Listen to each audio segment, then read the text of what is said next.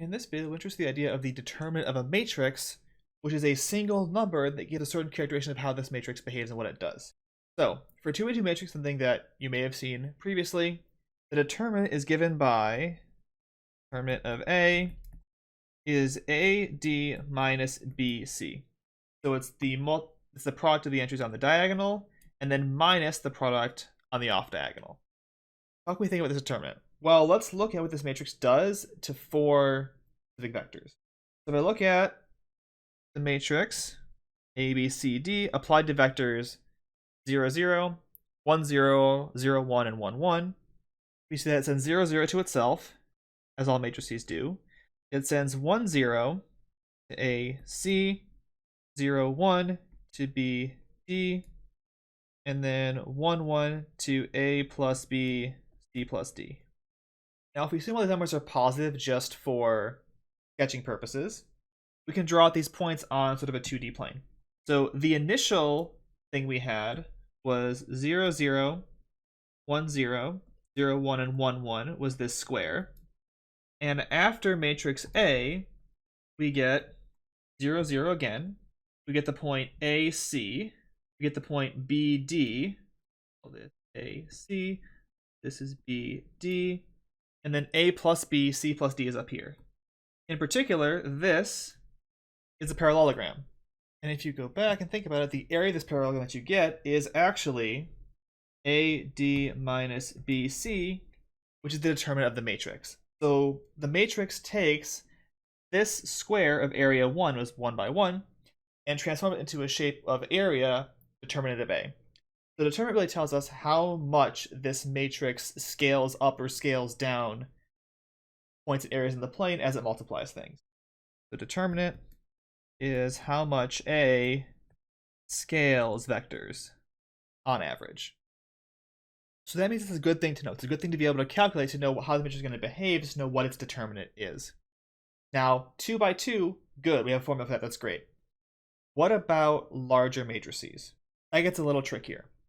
So this is done in a recursive manner in the sense that if I know how to do a 2 by 2, I have a method that reduces 3 by 3s down to 2 by 2s. And then I can do 4 by 4, down to 3 by 3, down to 2 by 2, and find the answer. So it's this recursive sort of process to get to the determinants. So for matrix A, we're going to call it n by n square matrix. We define the ij minor of A, noted big A sub ij, to be the n minus 1 by n minus 1 matrix. That is A, where I've removed the ith row and the jth column. And usually when you're in this context, when the minors are involved, you'll see books and here use lowercase letters to mean entries and uppercase letters to mean minors. That's really only important in the context of determinants, but we'll use that notation as we're going forward. So as an example, what are A23 and A41 for the following matrix? Well, I want to remove those given rows and columns and see what I'm left with. So for A23, I want to remove the second row and I want to remove the third column. And so now I want to write a 3 by 3 matrix that is whatever is left over here.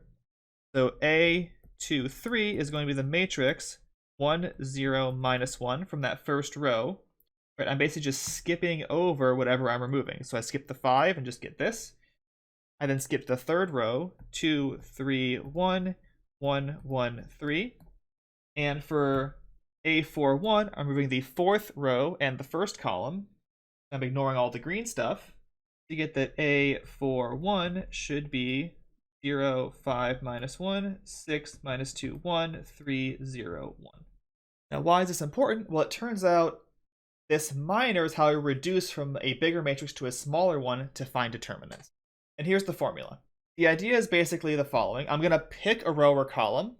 I'm going to take an alternating sum, so plus and minus 1 is going to alternate every term, and multiply the entry at that point times the determinant of the minor opposite it. And then I add those up over across any row or any column, as we'll see here. This is the same for columns. And you get the determinant of the larger matrix. So basically, I find the determinant by picking a row, and you can choose which row you want to use, so you can pick one to make things convenient, as we'll see in our examples.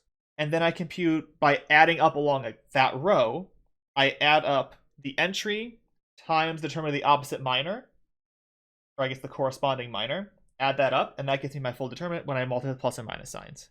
So as an example, so to get to our 2 by 2, right? So if I look at just a 2 by 2 matrix, so the sort of, I guess, obvious fact in quotes, if I take a 1 by 1 matrix A, its determinant should be A. Because I'm multiplying by A, it scales things by A, that's what it should do.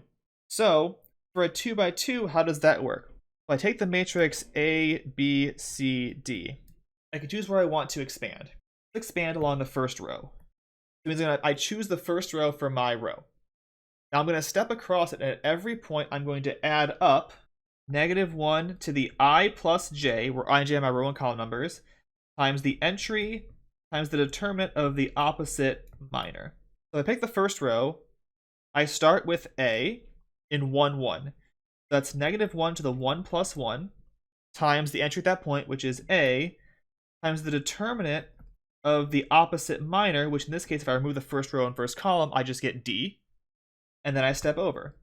For B, I get -1 to the 1 plus 2 times B times the determinant of the opposite minor again.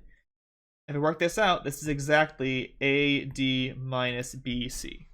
You could pick any other row or column, you'd get the same thing for the determinant, as long as you put these plus and minus signs in appropriately. This you will see in books or places written as expansion by cofactors, in terms of how we're computing determinants of matrices. Look at one more example with actual numbers. Here I have the matrix 104, -1, 2, 0, 3, 1, 0, and I want to find its determinant. For our formula here that I'll write up top is sum, we'll say j equals 1 to n, -1 to the I plus j, aij, determinant of the minor aij. So we can find this a bunch of different ways by taking different rows and different columns. The easiest option is taking column 3. Why is that easiest? Well, column 3 only has one non-zero entry, and zeros are great to make things go away. So if I do column 3, my first part of this sum is going to be -1 to the row 1, column 3, aij, which is 4, and then the determinant of the minor, which is -1, 2, 3, 1, when I throw out first row, third column.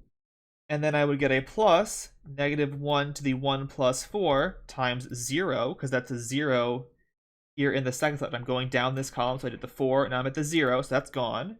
So I don't really care what comes next here.